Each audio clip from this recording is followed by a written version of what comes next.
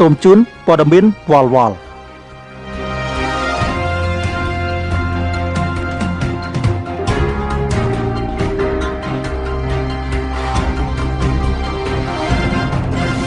អ្នកលក់ពោតម្នាក់កំពុងតែដេកភ័យខ្លួនពីព្រោះពោតលក់អត់ដាច់ខណៈពេលអ្នកលក់ដំឡូងនិងលក់ចេកកំពុងតែវាយលុកក្នុងទីផ្សារខ្លាំងបុរសម្នាក់ជន់មានដាច់ក្បាលតែមិនស្លាប់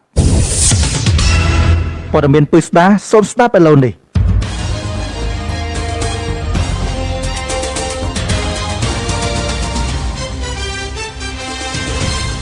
អ្នកលក់ពោតម្នាក់កំពុងតែដេកភ័យខ្លួនញាប់ឡោកធឺតពីព្រោះពោតលក់អត់ដាច់កាលពីប្រហែលថ្ងៃនេះអ្នកណាក៏បានដឹងជ្រាបគូតអស់ដែរថារ៉ូណាល់ដូនិងវ៉ាន់វីវ៉ាកំពុងតែប៉ះទង្គិចគ្នានៅក្នុងបន្ទប់ KTV បុរសលក់ពោតនោះបាននិយាយរៀបរាប់ទាំងទឹកភ្នែកក៏ក្លែកក៏ក្លាក់ថាតាំងពីវ៉ាន់វីវ៉ានិងរ៉ូណាល់ដូប៉ះទង្គិចគ្នាមកបុរសម្នាក់នោះក៏សម្រេចចិត្តសម្បែកពីសង្សារហើយមកចាប់អាជីពជាអ្នកលក់ពោតតែម្ដងប៉ុន្តែរឿងដែលមិនគួរជឿនោះបុរសថាប្រហែលថ្ងៃនេះគឺពោតលក់អត់សូវដាច់ទេគាត់ថាមូលហេតុមកពីគេល្បីតាមកញ្ចក់ប៉ុស្តិ៍វិទ្យុថាពោតជាអាវុធដ៏សាហាវប្រឡាយលោកបុរសមុខដដែលផ្លោកដដែលបាននិយាយបន្តទៀតថាអ្នកលក់ដំឡូងអ្នកលក់ចេកកំពុងតែវាយលុកលក់ដាច់ក្នុងទីផ្សារខ្លាំងដោយគេយកលេសនិយាយតគ្នាថាញ៉ាំពោតខ្លាចខូចអនាគតបុរសអ្នកលក់ពោតនោះក៏បានផ្ដាំទៅអ្នកគាំទ្រនិងអ្នកចូលចិត្តញ៉ាំពោតទាំងអស់ថារឿងដែលជក់ចិត្តដិតអារម្មណ៍ជាងគេបំផុតគឺរឿងជប៉ុន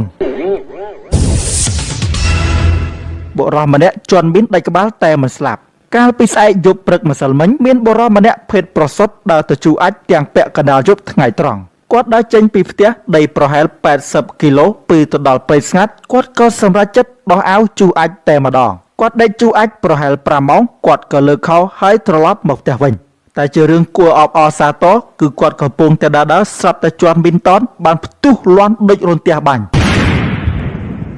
មួយសន្ទុះក្រោយមកមានបុរសម្នាក់បានមករាយការណ៍ថាបុរសម្នាក់នោះបានជន់មានដាច់ក្បាលបាត់ទៅហើយប៉ុន្តែគាត់មិនទាន់ស្លាប់នោះទេអ្នកដែលបានស្ដាប់បុរសរាយការណ៍នោះបាននិយាយប្រកែកដូចគ្នាថាវាមិនដែលម៉ែអាណាជន់មានដាច់ក្បាលហើយមិនងាប់នោះទេទម្រាំតែនិយាយគ្នាដឹងរឿងអ្នកមករាយការណ៍និងអ្នកស្ដាប់នោះបានកាប់គ្នា3ពូថៅបាត់ទៅហើយគូបញ្ជាក់ផងដែរបុរសដែលជន់មាននោះមិនមែនដាច់ក្បាលជាប់កនោះទេគឺដាច់ក្បាលចង្គង់ពីខ្ញុំបាទពូត្រូលសូមអរគុណសូមជម្រាបលាអូនចង់ឲ្យការសិក្សារបស់បងប្អូនកាន់តែប្រសើរឡើងមានជំនួយការសម្រាប់ការរៀនដោយខ្លួនឯងបានពីគ្រប់ទីកន្លែងគ្រប់ពេលវេលាមែនទេ Moi EdTech App របស់ក្រសួងអប់រំយុវជននិងកីឡាគឺជាកម្មវិធីលើទូរស័ព្ទដៃជួយដល់ការស្វ័យសិក្សារបស់បងប្អូនសិស្សានុសិស្សថ្នាក់ទី7ដល់ទី12ដោយប្រើបច្ចេកវិទ្យាទំនើបជាមួយបញ្ញាសិប្បនិម្មិត AI និងរួមមានការសម្រិតសម្រាំងតេស្តអនុវត្តសម្រាប់មុខវិជ្ជាសិក្សាទាំង10នៅកម្រិតមធ្យមសិក្សាចំណេះទូទៅកម្មវិធីនេះត្រូវបានបង្កើតឡើងដោយមហាវិទ្យាល័យអប់រំនៃសាកលវិទ្យាល័យភូមិន្ទភ្នំពេញ